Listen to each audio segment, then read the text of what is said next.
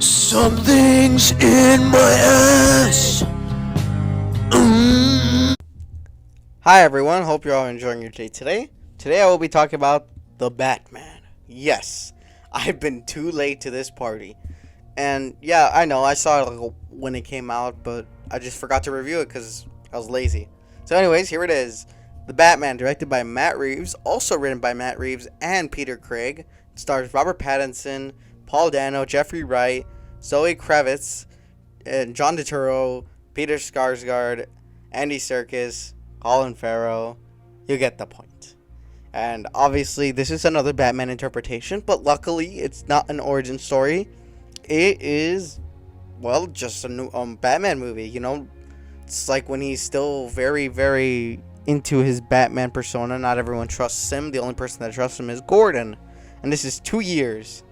2 years as Batman. So yeah, I appreciate that they made Batman, like, he's still very young, like very new to this, and he's still working on being the Batman, but everyone just calls him Vengeance, which is actually a smart idea, all things considered, because think about it for a second.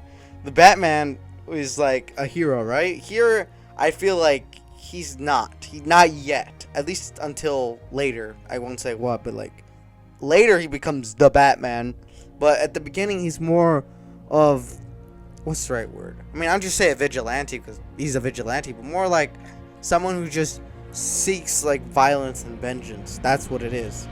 And I appreciate that he has a good character arc. It's a different one, but it's a good character arc.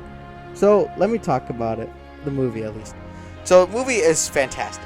From start to finish, it has an amazing style, amazing tone, amazing soundtrack. Holy shit, Michael Giacchino is just great. And by the way, I'm mispronouncing names. I'm just terrible at it. So this score was fantastic. The cinematography, oh my god, is one of the most beautiful movies I've seen. Very stylistic, dark, feels like a comic book. My mom hated the style, by the way, just so you guys are familiar. It's not for everyone.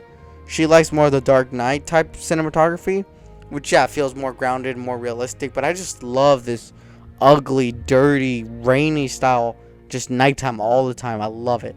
Special effects look great.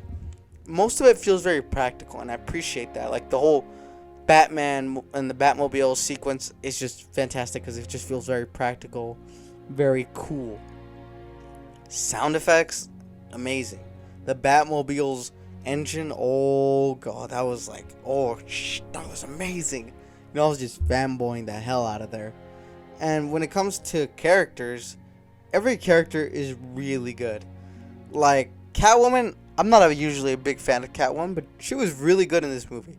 And she had a great character, and her motivations made sense. I wasn't judging it.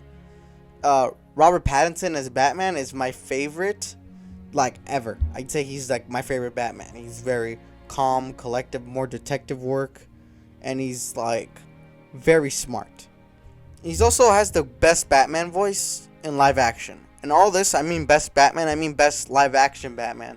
Of course, no one can beat Kevin Conroy, but just like, he's fantastic in this movie. I also like that he wasn't like completely shredded and ripped like some other Batmans like Christian Bale. I don't know, I just like it being different, you know, distinguishing it. Paul Dano as Riddler, ooh boy, where do I start with this one? I'd say for the most part he was fantastic, up until I'd say the third act where he just hams in his performance, just goes all hammy mode, you know, like, started going crazy.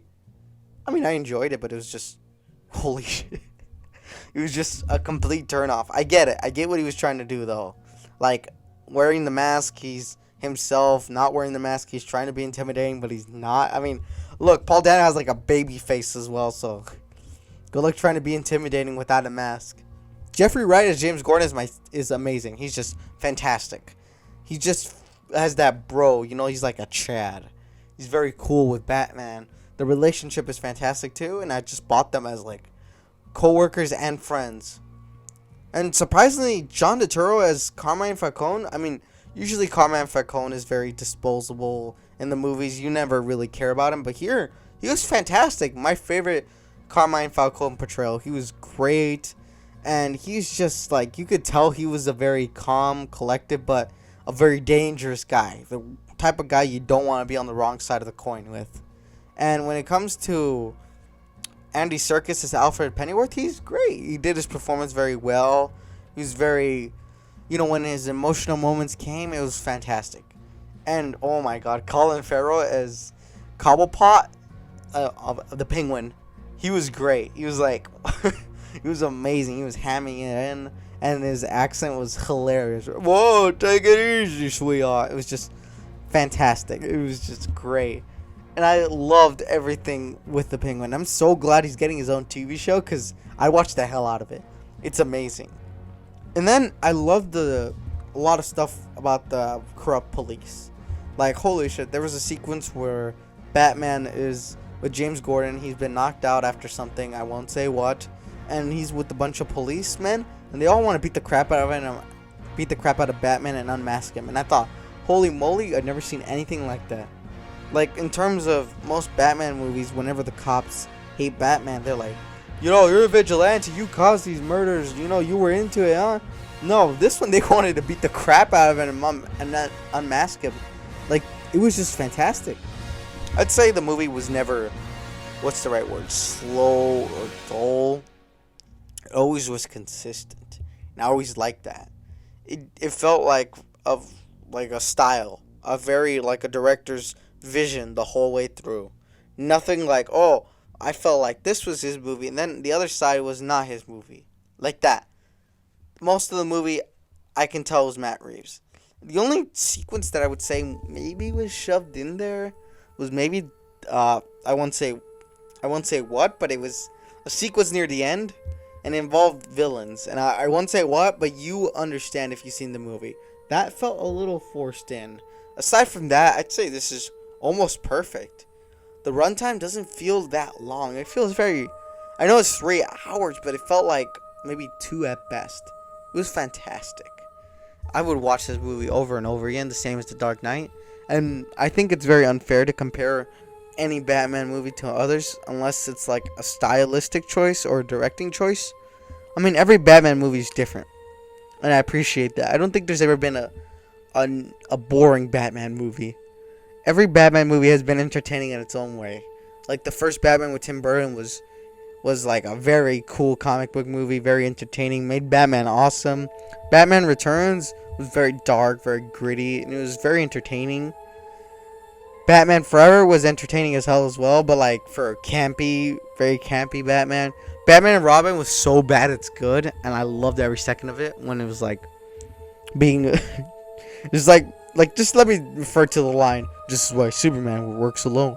Just stuff like that is why that movie's so bad it's good.